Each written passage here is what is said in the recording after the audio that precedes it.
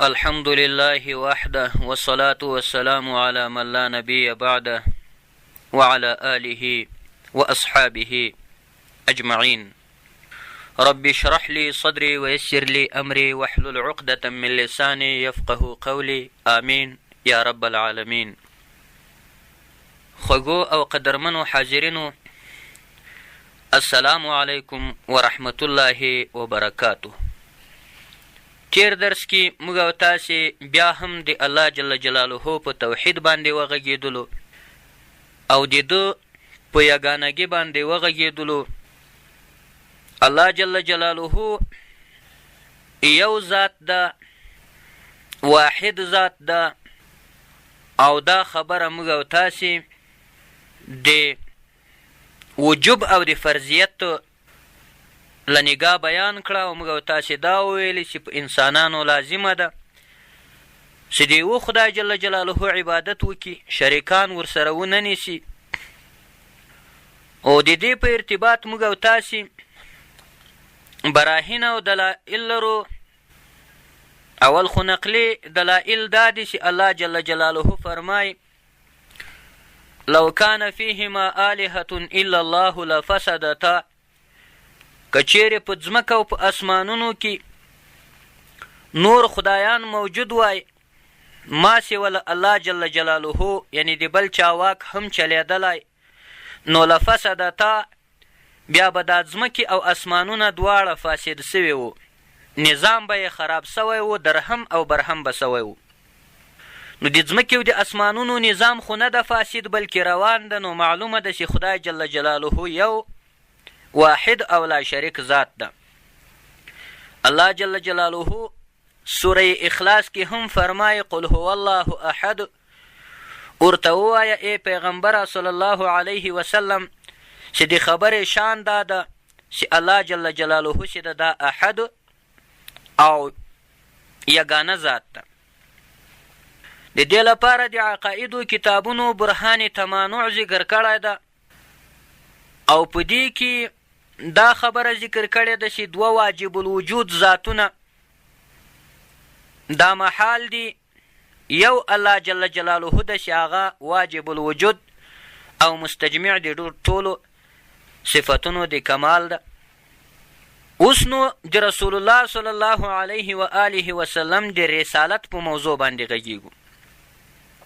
د رسول الله صلی الله علیه و آله وسلم د رسالت هغه آیت شریفونه چې کوم دي، دوه آیتونه موږ او تاسې ویلي وو چې قرآن کریم کې مقصود اعظم چې دا دوه شیان دي په چوکاټ کې، یو د خدای جل جلاله وحدانیت، یو د رسول الله صلی الله علیه و آله وسلم رسالت.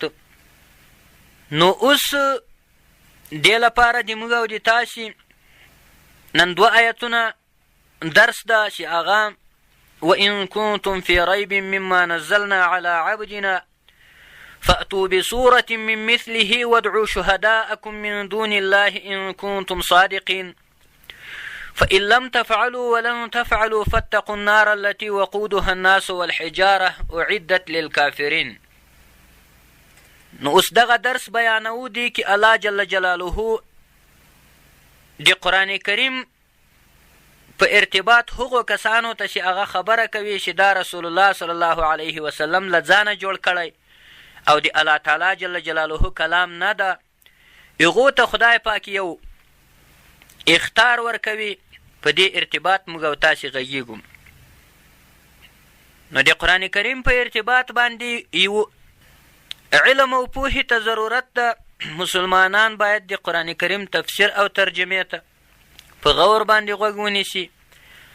یو شاعر ویلی دی: وای سنما رهی قلندر سزد ارب من نمای که دراز و دور دیدم ره و رسم پارسای. وای سنما ای معشوقه رهی قلندر، اغلار دی قلندر، اغلار دی خلیفه او د مرشد سزد دا مناسبه ده او لایقه ده ارب من نمای که چیرې ته ما ته راوښیې دا لاره که درازو دورو دیدم ره و رسم پارسای چې درازه او لرې مې ولیدله هغه لاره او رواج د پارسایي او د عابدیت او د عبدیت او د عبودیت. نو دلته الله جل جلاله هغو منکرینو ته چې هغه د قرآن کریم لنزول چې من جانب الله تعالی منکر دي او وایي چې دا د بنده خبره ده، کفارو به ډول ډول او قسم قسم الزامات په قرآن کریم باندې لګول. کله کله بیا دا ویل سي دا اساطیر الاولین دي. واذا تتلى عليه آیاتنا قال اساطیر الاولین. الله جل جلاله سورة مطففین کې فرمایي واذا هغه وخت تتلا چې تلاوت کیږي علیه په دو باندې آیاتنا د موږ آیاتونه، قال نو دی وایي اساطیر الاولین. دا چې دي چې شی دي دا اساطیر الاولین دي، یعنی دا هغه پخوانۍ کیسې او بیانونه دي. کله کله بیا دا ویل چې دا د شاعر خبرې دي، پخواني شعرونه دي. او خدای جل جلاله د هغه لپاره بیا وفرمایل وما هو بقول شاعر.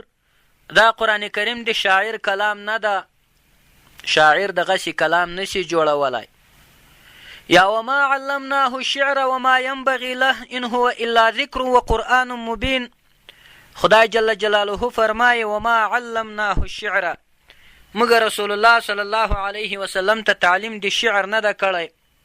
وما ينبغي له، او لرسول الله صلی الله علیه وسلم سره شعر مناسب نه ده، دا د خدای پیغمبر ده. ان هو الا ذکر وقرآن مبین.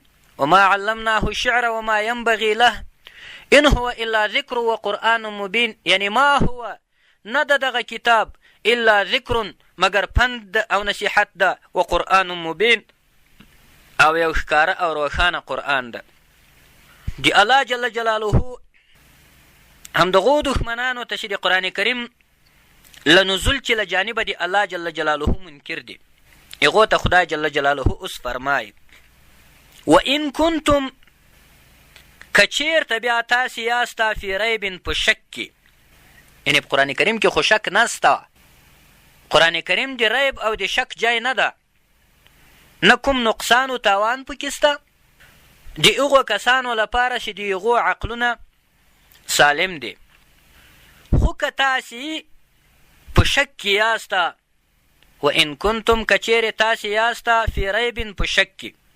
اوس دغه ریب او شک چې کوم ده، موږ او تاسې ویلي وو چې شک چې ده دا د دواړو طرفونو مساویتوب ته ویل کیږي، چې سړی په شک کې او نه دورې تلای شي او نه دورې تلای شي، دې ته شک ویل کیږي. مګر امام راغب اصفهاني رحمت الله تعالی علیه د ریب خبره داسې کړې ده چې دا ریب هغه تردد او وهم ته ویل کیږي چې هیڅ بنیاد ونه لري، بیخي بې بنیاده تردد یي. ریب چې شي ته ویل کیږي بالکل بې بنیاده تردد، بالکل چې هیڅ بنیاد ونه لري او حقیقت نه ولري، هغه تردد ته ویل کیږي. نو ګوره په دغې وجه باندې قرآن کریم د ریب نفیه له اهل علمو چې کړې ده، اگر که هغه غیر مسلم وي هم، لکه چې الله جل جلاله فرمایي ولا يرتاب الذين اوتوا الكتاب والمؤمنون. نو په دغې وجه باندې د سورة بقرې په شروع کې الله جل جلاله د قرآن کریم په باره کې فرمایي لا ریب فیه. موږ او تاسې خبره تېره کړه چې په دې کې د شک کولو ځای نسته، هېڅ د شک کولو ځای نسته په دې کې، دا بې بنیاده تردد ده چې دا تاسې یې کوئ. نو امام راغب اصفهاني مقصد هغه خبره په دغه رقم باندې توجیه کړې ده او ویلي دي چې ریب چې کوم ده هغه شک ته ویل کېږي چې هېڅ حقیقت ونه لري، هېڅ بنیاد ونه لري. که سړی امعان نظر وکړي او لږ سم ورته وګوري، نو په خپله باندې معلومات ورته کېږي چې ولا په غلطه باندې روان یم. نو الله جل جلاله فرمای وان کنتم فی ریب، که چیرې یاست تاسې په شک کې. نو ګوره الله جل جلاله ان شرطیه استعمال کړه.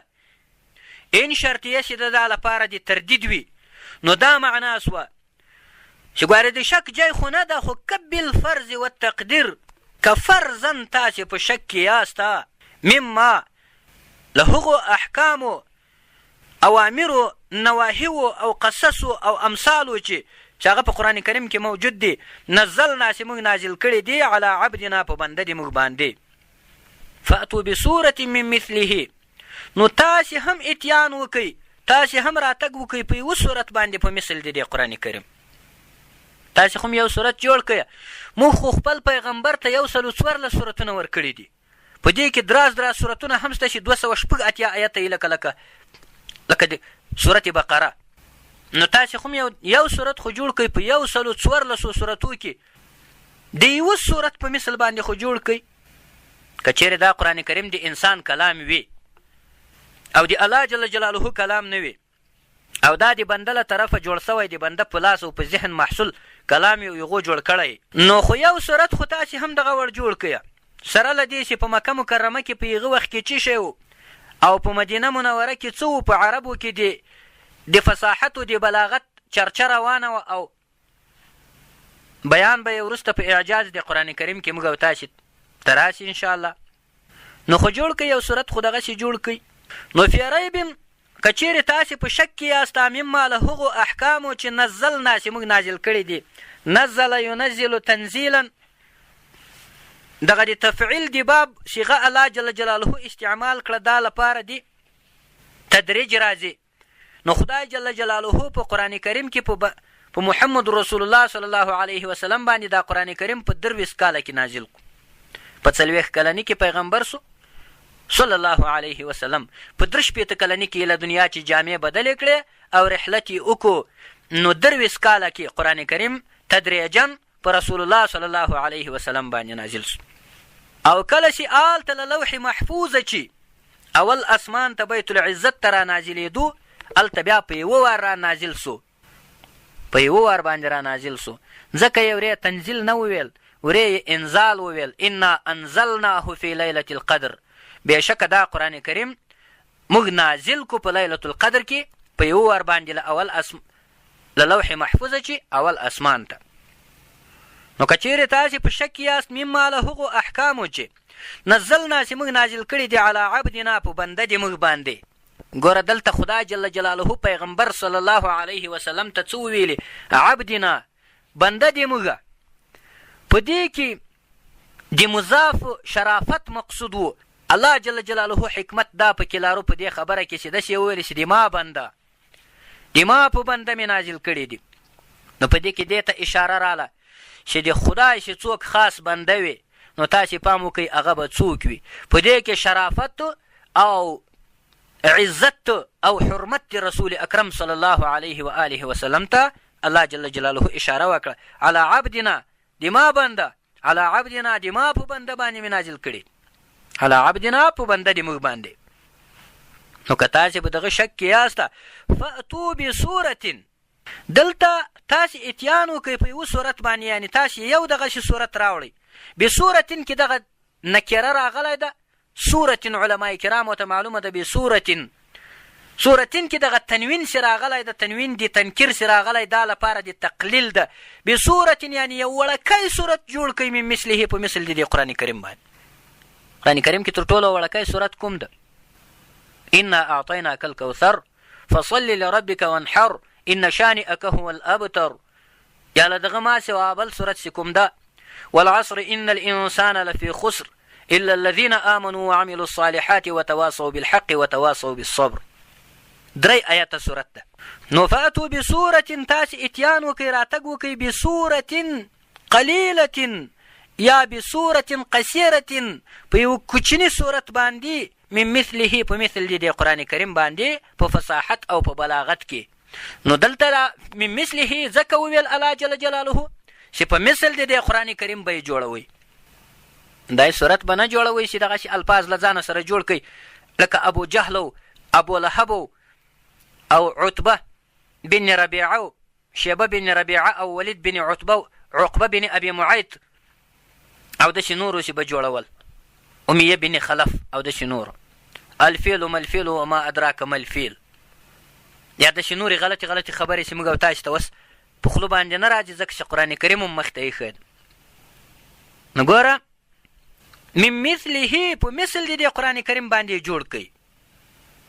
دغسې الفاظ او دغسې افواهات او خرافات خو به جوړ کوي، هغه خو بیا په مثل د قرآن کریم نه دي، په مثل د قرآن کریم به یې جوړوئ په فصاحت او په بلاغت کې. او که بیا له تاسې سره مثلا دا تشویش پیدا کېږي چې سیده موږ خو یې نسو جوړولی، خو تر موږ تکړه خلک شته بل فصیح او بلیغ انسان به یې جوړ کړي، هغه به یې جوړولی سي، هسې یې موږ نسو جوړولی.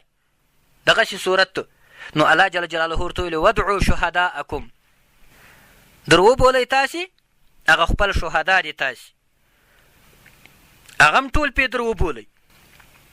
دا دې تاسې شهدا او فصحا او بلغا ټول در وبولئ که چیرې تاسې یو دغسې صورت جوړ کړو لکه د قرآن کریم. نو شهدا د شاهد جمع ده، شاهد حاضر ته ویل کېږي. نو ودعو شهداءکم، تاسې در وبولئ ټول حاضرین په مخدینځه کې باندې چې دا څه کسان موجود دي انسانان ټول در وغواړئ که چیرې قرآن کریم په شکل باندې یو صورت وړکی صورت قصیر صورت لکه د انا اعطینا غوندې صورت که دوی جوړ دا در وبولئ. من دون الله ما سوى الله جل جلاله، چې الله جل جلاله مه در بولئ. کم دا وویلې چې خدایه پاکه بل دغسې قرآن هم راولېږه، الله جل جلاله بل دغسې قرآن کریم هم درته رالیږلی شي، ځکه چې الله تعالی علی کل شیء قدیر ده. نو ځکه الله جل جلاله دا ځان ځینې نفیه کو او دا یې ورته ویلي چې من دون الله ما سوى الله جل جلاله، الله جل جلاله مه در غواړئ چې خدایه پاکه بل دغسې قرآن کریم هم راته جوړ کړي، ځکه چې هغه بیا هم دغسې بل قرآن کریم هم درته جوړولی شي او رالیږلی شي. کلام دی الله جل جلاله ذاتي او ازلي صفت ته هغه چې به بیا یو ټوک الله جل جلاله خو په ازل کې لا متکلم و، تل به متکلم وي، اوس متکلم ده، هېڅکله داسې وخت نه و چې خدای جل جلاله نه و متکلم. نو کلام دی الله تعالی جل جلاله ختمیږي او تمامیږي، هېڅ امکان نه لري چې څوک دې په دې باندې قول وکړي او تفوه دې ورباندې وکړي. نو ګوره من دون الله یو الله جل جلاله مه در غواړئ، ځکه الله جل جلاله بل دغسې کتاب هم رالیږلی سي. ان کنتم صادقین، که چیرې تاسې په دا خپله خبر کې رښتیا ویونکي یاسته، ای کفارو یا ای منافقینو، که تاسې داسې وایاسته چې دا قرآن کریم چې ده دا د خدای جل جلاله کلام نه ده بلکې دا د اساطیر الاولین دي، پخوانۍ قصې دي او پخواني بیانونه دي او یا د شاعر کلام ده یا د شاعر خبرې دي، نو خو در وبولئ، شهدا در وبولئ، خپل مددګاران در وبولئ، هغه خپل شاهدان یا هغه خپل بتان در وبولئ چې تاسې عبادتونه ورته کوئ، در وبولئ، دا ټول در وبولئ او تاسې م ورسره سئ کوم چیرې یو صورت وړکی صورت په مثل د قرآن کریم باندې جوړ په فصاحت او په بلاغت کې. اوس الله جل جلاله دوی ته بله خبره کوي. الله پاک خو عالم ده په علم قدیم سره په هر څه باندې. اوس الله جل جلاله دوی ته خبره کوي فإن لم تفعلوا، پس که چیرې تاسې دغسې کار نسئ کولی، فإن لم تفعلوا، پس که چیرې تاسې دغسې کار نسئ کولی، یعنی یو وړکی صورت هم نسئ جوړولی، ولن تفعلوا او هیڅ کله به هم تاسې دغسې ونه کوئ، په وس کې هم نسته. خدای جل جلاله فرمایي نو چې دغسې ده فاتقو، نو تاسې وویرېږئ النار التي، له اور هغه څخه، یعنی له هغه اوره چې وقودها الناسو، چې وقود یعنی اځغ او خاشاک د دې اور به الناسو خلک وي، والحجارتو او چې شی به وي ډبرې به وي. خلک به هم دا دوزخ چې بلیږي، دا اورونه چې لګېږي او بلیږي، دا به په څه شي بلیږي؟ یو به په خلکو بلیږي او دوم به په ډبرو باندې بلیږي. الله جل جلاله دې موږ او تاسې ځینې وساتي، یا الله پاک جل جلاله تم ځینې وساتي. نو ګوره د دې دوزخ اور به په څه شي بلیږي؟ په انسانانو او په خلکو باندې او په ډبرو باندې. انسانان خو هغه انسانان دي چې د لوی خدای جل جلاله عبادت یې پرې ایښی ده او د بتانو په عبادت پسې روان دي، یا د دهر او د زمانې عبادت کوي، یا د لمر او د سپوږمۍ عبادت کوي، یا د حیواناتو عبادت کوي، یا د ونو او د شجر او د مدر او د حجر او د اسمان او د ځمکې او د لمر او د سپوږمۍ او د ستورو د سیارو عبادت کوي، یا د انسانانو عبادت کوي، یا بالکل د چا عبادت نه کوي. الله تعالی جل جلاله هم په خدای سره نه مني. دا کسان به الله جل جلاله د دوزخ اور ته ور واچوي او له دغه سره به ډبرې هم ور واچوي ډبرې به ولې ور واچوي؟ ځکه چې له دغو ډبرو چې ده یعنې هغه ډبرې تفاسیرو لیکلي دي چې هغه ډبرې به ور اچوي چې له هغو څخه به دوی بوتان جوړول او بیا به یې هغو بوتانو ته سجدې کولې. دا بوتان دا ډبرې به هم دا دوزخ ته ور واچوي. نو ازوغ د دې اور چې ده دا به څه شی د دوزخ د اور ازوغ چې ده خلق به یي والحجارة او ډبرې به یي. لکه موږ چې اور ته تیل ور اچوو یا اور ته لرګی ور اچوو او یا اور ته سوخته او دلته دغه موبلیل ور اچوو. الله جل جلاله د دوزخ د اور لپاره خوراک انسانان پیدا کړي دي او ډبرې پیدا کړي دي. اوس دلته یو تشویش له چا سره پیدا کیږي؟ یو تشویش له انسان سره پیدا کیږي چې انسانان خو صحیح ده، انسانان خو ګرم دي، انسانان خو ګرم دي، ملامت دي که کفر اختیار کړی د خدای جل جلاله خدای نه ده منلې، الله جل جلاله به یې دوزخ ته ور واچي. اوس دا ډبرې به ولې ور اچوي او په دې ډبرو به ولې د دوزخ اور بلیږي؟ دا څه وجه ده؟ نو د دې لپاره تفاسیرو جواب کړی ده، وایي زجرا او توبیخا، د ترټنې او د توبیخ دپاره به الله جل جلاله دغه بوتان هم پسې ور واچوي او دوی ته به دا ووایي چې دغه د هغه د تاسې هغه الهه او معبودان دي چې تاسې بې عبادت کوو، دا مې هم د دوزخ ته پسې در غورځار. نن بله ما چې دغه د تاسې د دروغو او باطل الهه او معبودان چې تاسې جوړ کړي وو دا به څوک را چې خلاصوي؟ خدای جل جلاله به ډبرې هم ور واچوي دوزخ ته او دغه خلک به هم ور واچوي.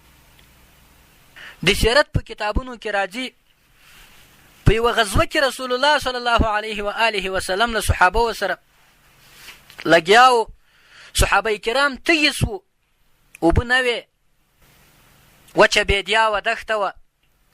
حضرت علي کرم الله تعالی وجهه او یو بل صحابي چې هغه نوم یې وسلما چې هېر سوی ده، دغه دواړه رسول الله صلی الله علیه و آله وسلم یو غره ته ور ولېږل او دا حضرت علي کرم الله تعالی وجهه او دا بل صحابي ته یې وویل چې هغه پورې غره ته ورسئ او د ما سلام ورته ووایاست، غره ته ودرېږئ او د ما سلام ورته ووایاست او دا ورته ووایاست تاسې رسول اکرم صلی الله علیه وسلم را لېږلی صحابه کرام تږي دي، یو څه اوبه راکه، غر به اوبه درکړي.